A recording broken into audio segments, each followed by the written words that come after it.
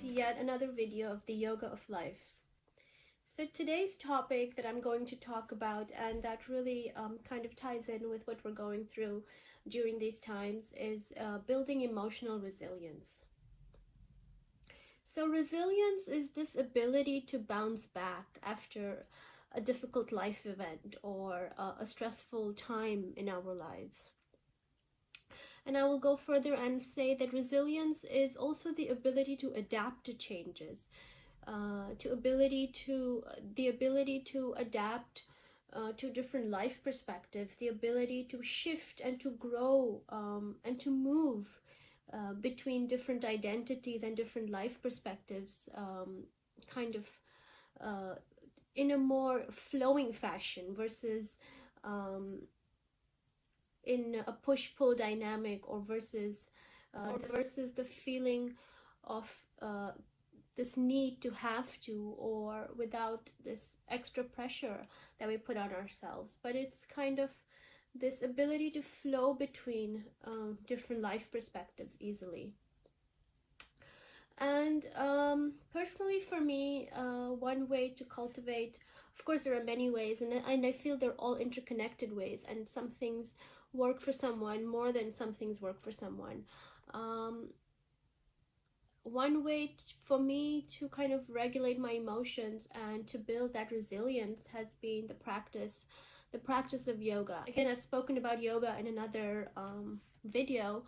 By yoga here, I again mean the whole spectrum of activities, not just movement, but also mindfulness-based activities that give you an insight and an awareness into where you are. Breathing practices that calm the fight or flight response. Yoga practices that break that stress loop. Breathing practices that break that stress loop. Mindfulness practices that give you an awareness into where you are. And also I like vinyasa yoga. It doesn't have to be a strong practice. The reason I say vinyasa is because it's more a flowing kind of a practice where you flow from one posture to the other, where you don't necessarily, like Ashtanga or Bikram or other kinds of yoga, you don't kind of hold the posture for a long time, which some forms of Hatha yoga do that. But the thing I like about vinyasa is it's this flowing movement from one posture to the other. And I also particularly like sequences, which I don't practice very often, the same sequence every day, because then again it forms a rigidity in my mind, because I know what's coming one after the other. So I take a sequence and I practice it for a couple days, and then I change it up a little bit. I don't change it up completely, because then I'm completely thrown off to the other side, and I completely don't know what's coming after this, and that completely throws me off.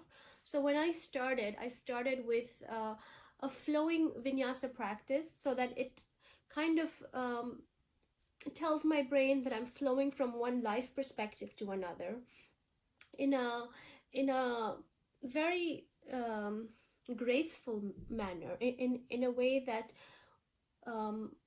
one posture automatically brings you to the next one. The previous one builds on the next one, with the same philosophy in life that my previous experiences in life are building on my next one, and my previous experiences in life are allowing me to flow to wherever I need to go. So with that perspective in mind, I started with vinyasa, with a flowing practice. And in the beginning, I started with a sequence, and I would do it for a couple days. And then I would change the sequence, but I would change a small element in the sequence.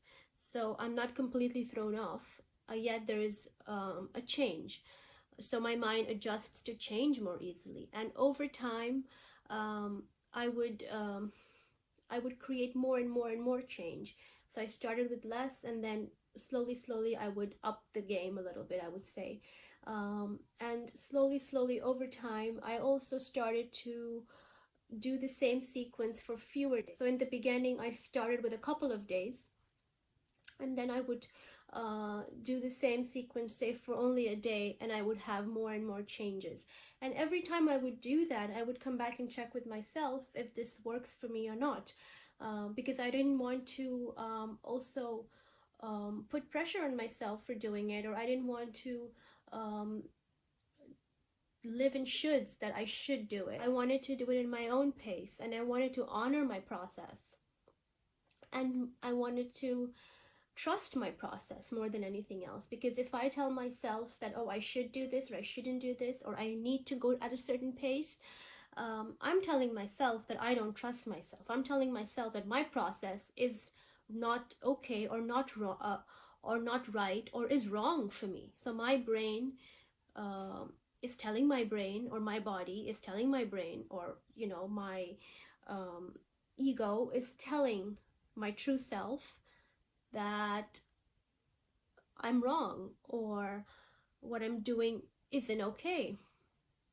So I wanted to kind of allow myself and trust myself, and allow myself to choose whatever pace that was okay.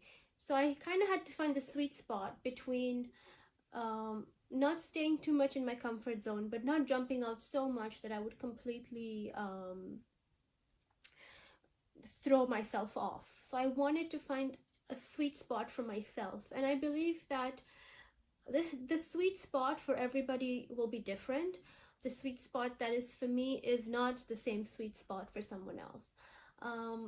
But what I've learned is that I have the ability to kind of gauge my sweet self my sweet spot over time. Definitely my sweet self, but my sweet spot over time as well.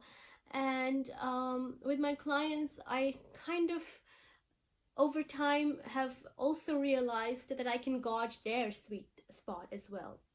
And how I work with that is I see how much their bodies can take or not take a practice, and I always check back with them. And after the practice, we always have a conversation where we're back and forth processing, and I always can pick up cues which tell me how this was for the client, even if they're not telling me on the surface. So it's like reading underneath the surface, and then I will pick whatever information I'm reading underneath the surface and check back with them if what I read underneath was accurate or not. And I check back with them, not just with their rational mind, but I check back with their feeling self, or their felt sense. So I tell them to go back and check this information with their felt sense. And that's a practice called focusing that I use with them, where you go back to your felt sense and you check if this is okay or not. And that really works well, because when we do that, we are telling ourselves that we trust ourselves. We build on emotional resilience, but at the same time, we're building trust in our own self, in our own abilities, which is huge in life. So all these benefits of yoga, of vinyasa, of focusing, of processing, over time builds emotional resilience. What this also does is that it allows me to create and think in possibilities. What that means is that I can perceive different perspectives, different possibilities, different options that I probably didn't perceive earlier. I can think and I can brainstorm different possibilities that probably didn't arise before, or probably I was kind of blocked to before.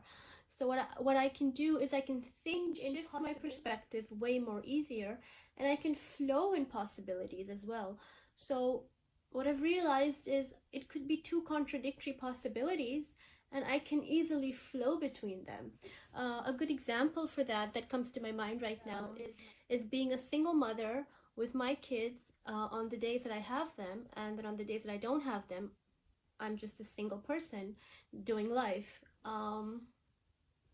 And in the beginning, that was really hard for me, because I was having a very hard time shifting from being a mom to not being a mom for that period of time. I would either get stuck in being a mom, and then when my kids were not there, I would still hold on to my identity of being a mom, what that would do is I would be nowhere. I wouldn't be in my mom identity because I don't have the kids, nor would I be in my single person identity. And what that meant is that I was kind of in this limbo, or in this liminal space between the two, where I wasn't present with myself. I was neither here nor there, which meant I was nowhere. I was in my head, I was in my worry, I was in my anxiety. I wasn't present in the moment with myself. And when I was with my kids, I was always worried about the time that I wouldn't have them. And when I didn't have my kids, I was always in anticipation of the time that I would have them. But what that did was that never really made me present in the moment in both those circumstances. So I was losing. It was a lose-lose kind of all over, right? All over the board. It was a lose-lose because I wasn't with my kids when I had them, nor was I with myself where I didn't have them. So I wasn't really making a relationship with anyone. I wasn't making a relationship with myself, nor was I making a relationship with my kids. I wasn't being a good person to me, nor was I being a good mom to my kids, because I was nowhere. And I was really, really having a hard time to shift my emotions, especially from the mom time when I had my kids and the non-mom time, which meant that I had no clarity in life and where I wanted to go and what I wanted to do, because I was always in this emotional kind of this emotional vortex everywhere, and this stress, anxiety in my head. And over time, also with the yoga practice and thinking in possibilities, and finding a sense of clarity, finding a sense of meaning, a sense of vision in my life, going through my non-negotiables, setting my boundaries,